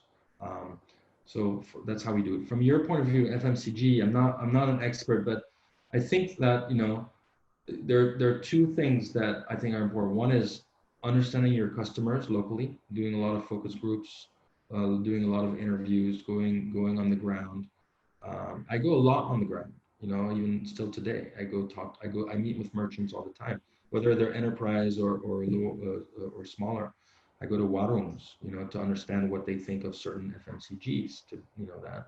So I would do a lot of focus groups, and then I would really understand what it takes to be able to get your products out there from your distributor and your retailers, right? What does it take to convince them, to educate them? And learn from them also. They're one of your key partners, right? Whether they're the modern retailers or whether they're the warungs or the more traditional trade.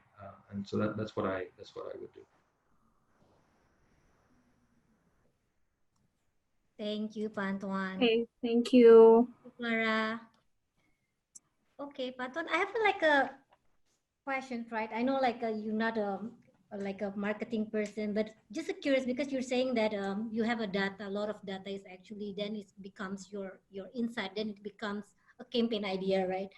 So just curious, so how do you integrate between marketing there? Is it commercial has their own KPI or they collaborate together to have some campaign together or some projects together? Just curious how it works well, because you have your plan on the commercial side, and then of course marketing also have another thing in KPI and how it's integrate. Just curious from our end in this part. Yeah, that's a very good question. It doesn't always. In a company like Gojek, which is very big. Gojek in many ways is very similar to a lot of your companies, right? FMCG companies have a lot of brands, and the brand, the company itself has an umbrella strategy, right? Mayora will have the Mayora strategy, the umbrella strategy, and then each of the products have their own strategies, right? And so you have to talk, you have to align, right? You have to have a plan, and we do the same thing. We very much do the same thing. So I'll give you an example of that. GoFood has a very clear campaign schedule. We have to align ahead of time, 3 months ahead of time with GoFood on their schedule to make sure that it fits with what we're proposing to the merchants, right? And we need 3 months because enterprise merchants like the KFCs, McDonald's, Pizza Huts of the world have budgets and have plans, and we have to be respectful of them. And so, yeah, so there's a lot of alignment. And sometimes we help our products also. We tell them, you don't need this campaign at that time, or this campaign at that time is not going to be that successful because this is what we've seen in the market. So yeah, it's not always easy, but I find that internal alignment is the way that we do it a lot is through regular meetings, what we call rhythms, right? And those regular meetings, sometimes we never have them more. If they're regular, we never have them more than 1 hour. Sometimes they last 15 to 20 minutes. Sometimes they last an hour. But at least it helps. And I learned something almost at every meeting about something, and I'm sure that my colleagues learn things from us and our team also. Got it. So there's an integration, right, between you, commercial, and also marketing team. That's why everything is just integrated. Whatever you have a campaign, then you have also in the apps, right? So it's a wonderful integration. Absolutely. Like for you guys, if you're going to do a marketing campaign, you have to talk to ops, right? Yeah, correct. That's true. Yeah. Forecasting is important. What did the last campaign do? Okay, ops, we're going to need this much more product. You have to talk to your distributors. You have to talk to your printers. You have to talk to the media agency to reserve the media. You have to do the offline, the promos, the leaflets, all that. You're already talking to a lot of different departments. It's same for us. Just more digital, but also a lot of people. You know, we still have 4,000 people in our company. Awesome. Thank you very much, Antoine. Aditya, is there any questions left? I think, yeah, there's a Rudy Handoko raise hand. Maybe can unmute and give a comment or question. Yeah. Can you hear me? Yep. Can. Yeah. First of all, congratulations, Antoine, that Gojek is listed in the Disruptor 50 by CNBC. Yeah, yours become the only Indonesian brand in that top 10 of the Disruptor 50, which is all worldwide. That's the brand become the recognition and the superb performance by Gojek. My question will be, how much of the annual budget actually you are committed for branding from Gojek? Because I'm quite curious how important branding is for Gojek actually compared to the other sector of the company, like the research and data analysis, data integration. What is the focus actually in the company? That's an excellent question, but I actually I have no idea. That's a finance. Only finance probably knows that. You know, maybe marketing does, but I don't. I think that what I can tell you though is that, a digital product is very similar in many ways to a physical product, and an umbrella brand like Gojek is very similar in many ways to an umbrella FMCG brand like Mayora, right? So when we launch a new product and you need to acquire customers, it's expensive to acquire customers. You're going to spend more money when you launch a new product, and then you have to also think about your awareness and your typical funnel for digital products. Also, it's just easier in a digital ecosystem to target because of the data, and it can be cheaper because it's digital as opposed to physical, right? But a lot of similarities. Can I ask another question about the data usage? Because as we know that Gojek have a lot of data from our behavior data, also from the consumer. Yeah. Are you planning to use the data for ads? That means selling the information to advertisement, to the other integrated product, something like that, like what Facebook has done, Google has done. That's my last question, I think.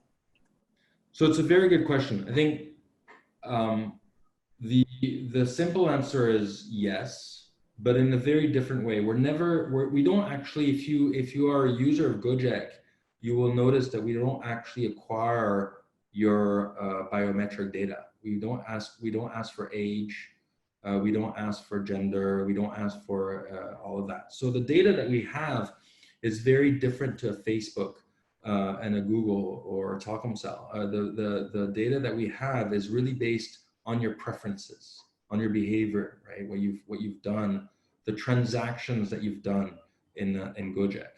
So that's one. Two is we're never going to let our data go outside our ecosystem. We're only going to let people access to our data in order to do things in our ecosystem.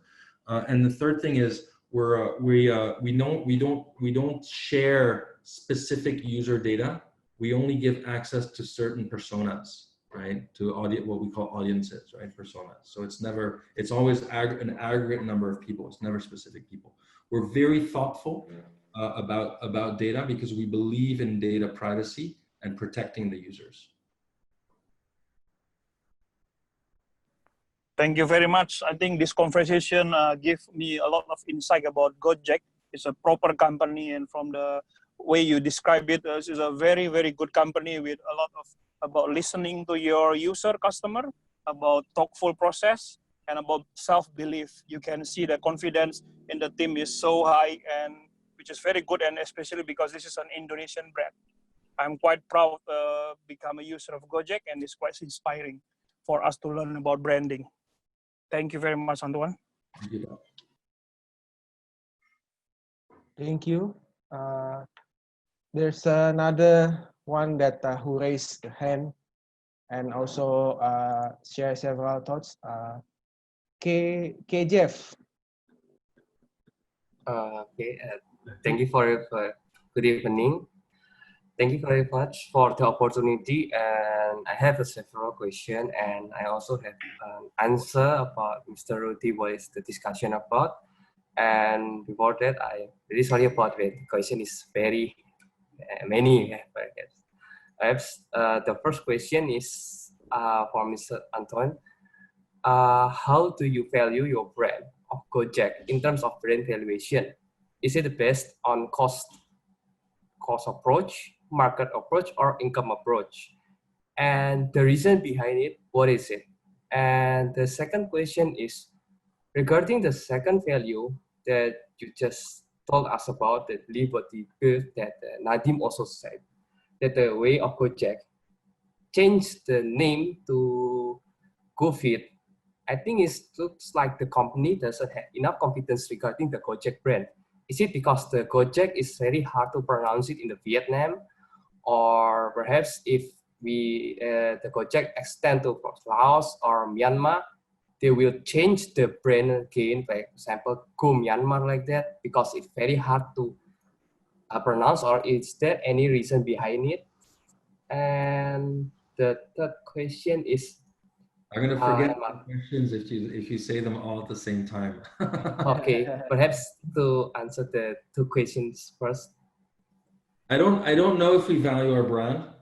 It's an interesting question. I actually don't know that much about brand valuation. I think that what I can say is that, you know, when you really believe something and you manage to communicate it properly, right, which is one of the keys to branding, you reduce price elasticity, right? Basically, I think that Gojek being a social impact focused company, and the fact that we can communicate that properly, that we care, makes people use Gojek and not look at the price as much, right? So that would be one of the values that can be derived from the brand. So that's the first question. I think from a GoViet point of view, we just, you know, GoViet initially and get what is it? I think it's get Thailand. We initially wanted to really try and go in the same route as we did with Gojek in Indonesia, right?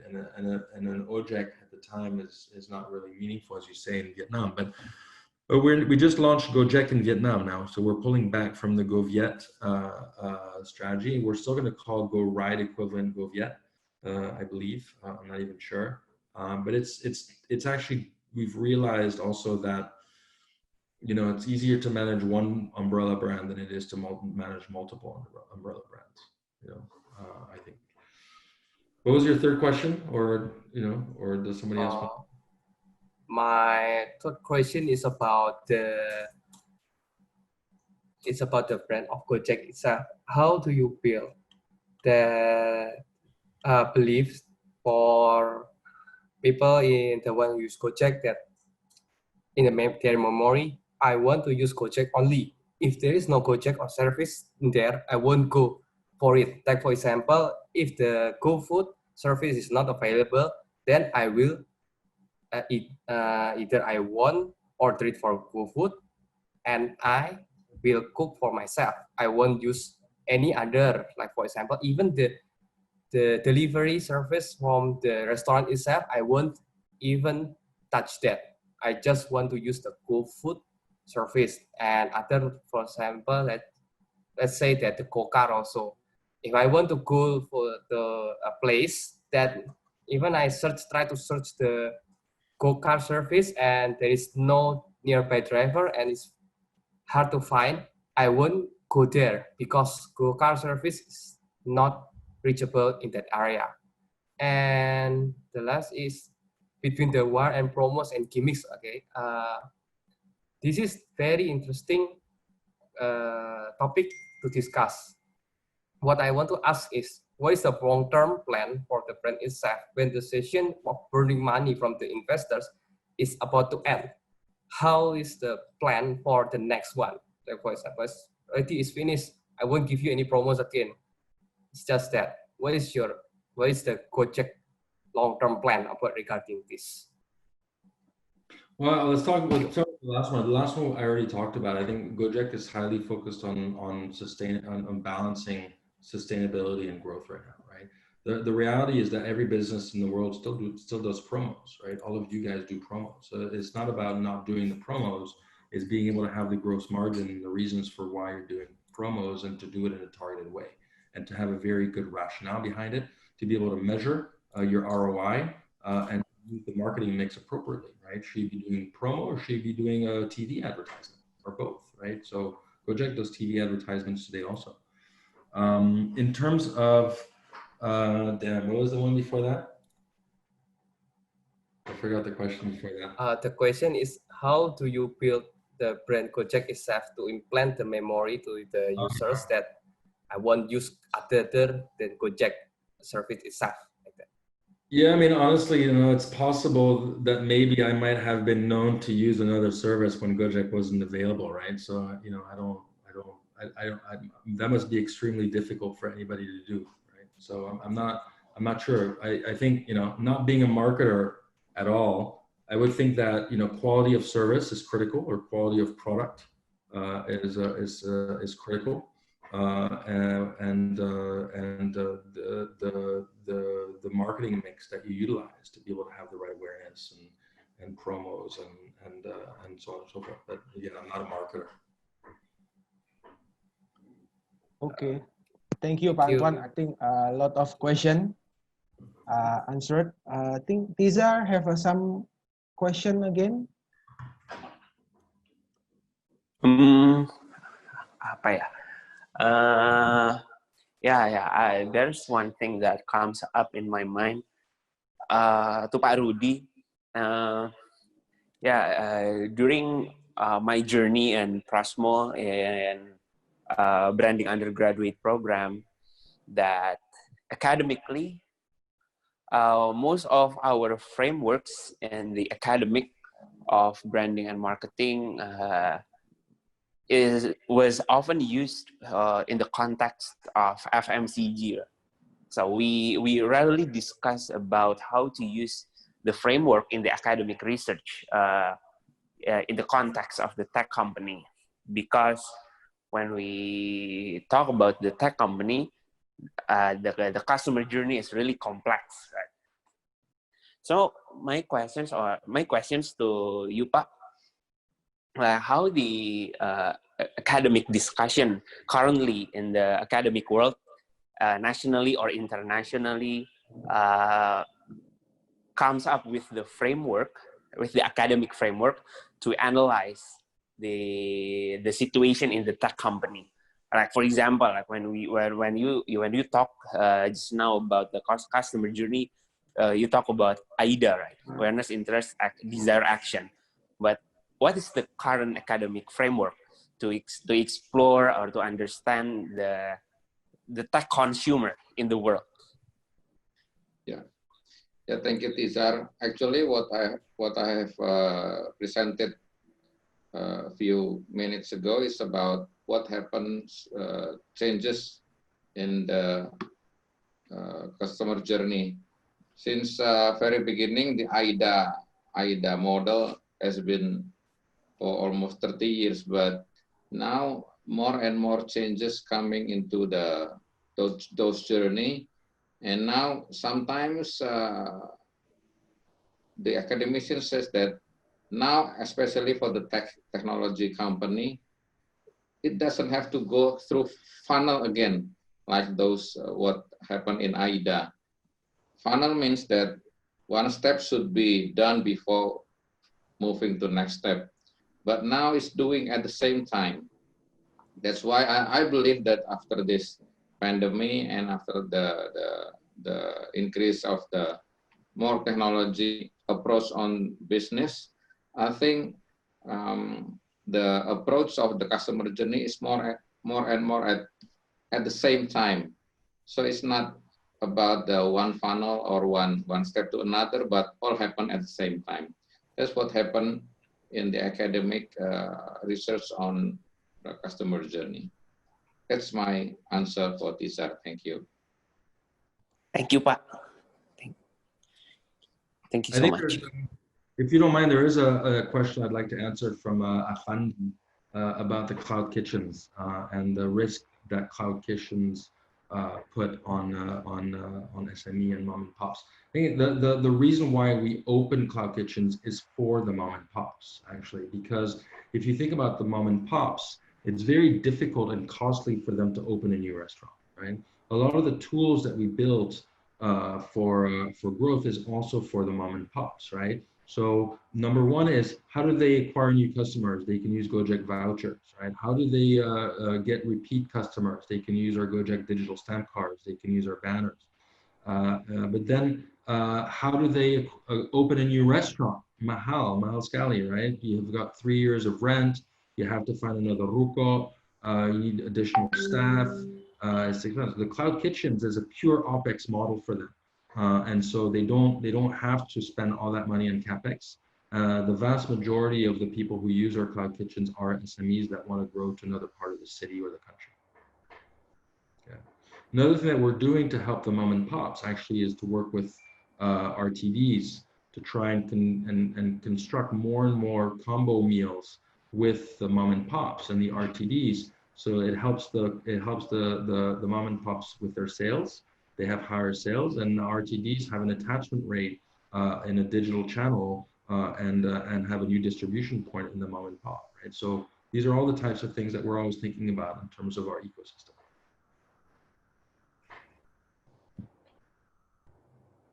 Okay, thank you, Dita. Is there any question, Dita? Sorry. Oh, okay. Sorry, because I think I am the one who asked about the cloud kitchen. So do you think that, do you mean that you will have a partnership with the SME, with mom and pop's warung, to build your cloud kitchen? Yes. So our cloud kitchen has 7 to 10 different restaurants in each of the kitchens, and the vast majority of the restaurants are mom and pop. There are mom and pops who want to open a restaurant. Go to them. We go see the mom and pop and say, "Here, your food in Jakarta Timur would be amazing. BSD. Come to our BSD cloud kitchen. We'll help you push your stuff." And we're very good and champions now at launching new brands, new food, new all that. And so that's what we do. We help them grow. Okay. Thank you, Antoine. I think Adit, let's have one last question, right? Thank you, Afandi. Thank you so much. Let's have one last question because it's already 9:24. So is anyone wants to ask? Rezi, okay. Yeah, I just posted something on the chat, but Antoine, me experiencing as a Gojek consumer, sometimes I feel a love and hate relationship with Gojek. Not the brand or the logo or the services or the app, that's just fine.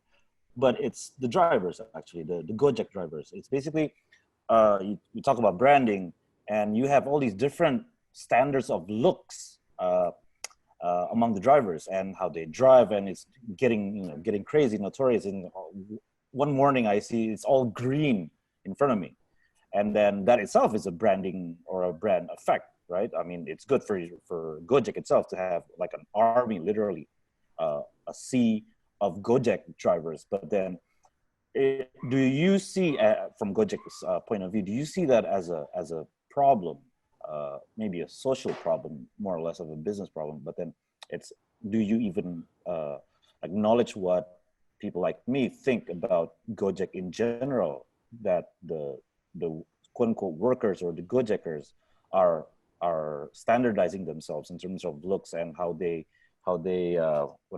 drive, how they act socially? Yeah. Yeah, it's an excellent question. I think fundamentally that's why we developed the STAR system. It's impossible for us to manage 2 million drivers, right? I think the only companies in the world that have 2 million employees are probably, Chinese state-owned enterprises, right? I mean, it's massive. So they're not employees. It's a marketplace type of system. But the star system allows us to help control that, right? Sometimes they must have asked you for 5 bintang, yeah. They asked you for 5 bintang. There's a reason why they asked you for 5 bintang. So we give them different bonuses at different times as a function of their star rating. If there's a 1-star rating, immediately they're suspended. The system suspends them immediately, and then there's a query. So we try and we obviously listen to a lot of the complaints. We do want to standardize the service to a minimum standard, and we do that using consumer feedback. And now there's a star rating also on the food side, which you must have noticed, right? Similar approach.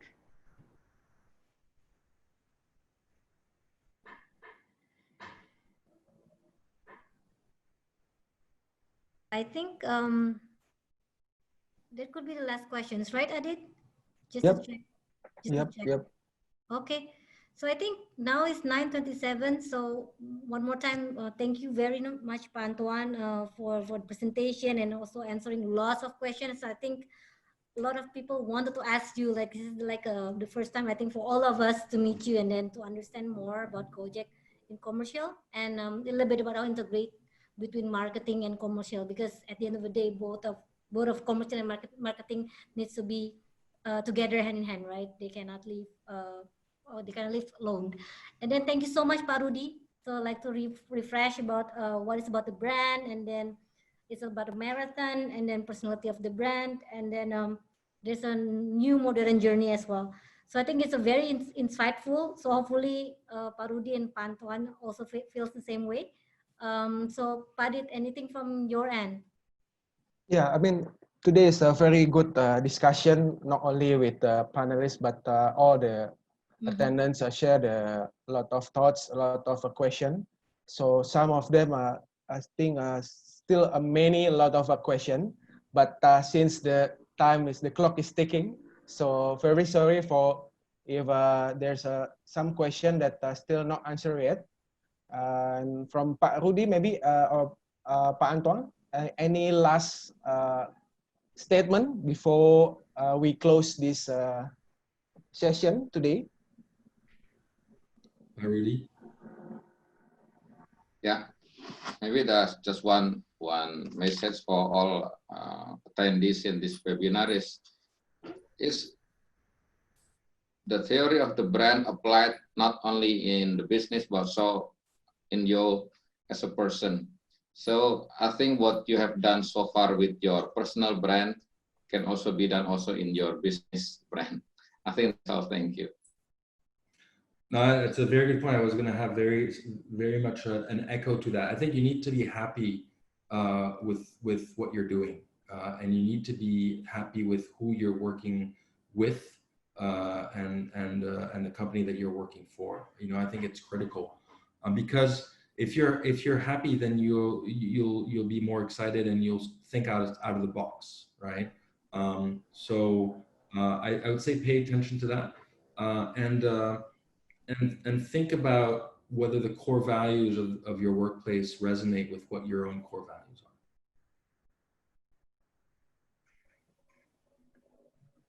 Good insights. Made us think, huh? We think again. Thank you so much for Rudy, Pak Antoine. Thank you all the participants here. So lots of questions. So hopefully we can meet another time, Pak Antoine and Pak Rudy, and then we have discussed further. Thank you, Pak Mas Piono, as well. And then I think we're off, right? Okay. Thank you so much, everyone. Thank you, Pak Antoine, and Gojek team. Some of Gojek team also joined the session. Thank you so much. Thank you so much, Pak Rudy. It's very good learning session, and many things that can be learned. And then all the participants who also share the question or the thoughts of Gojek. So on behalf of the team, we are very sorry if there's any things or thought that are not answered yet. But thank you so much again. See you on the other session. Take care and keep your safety and health.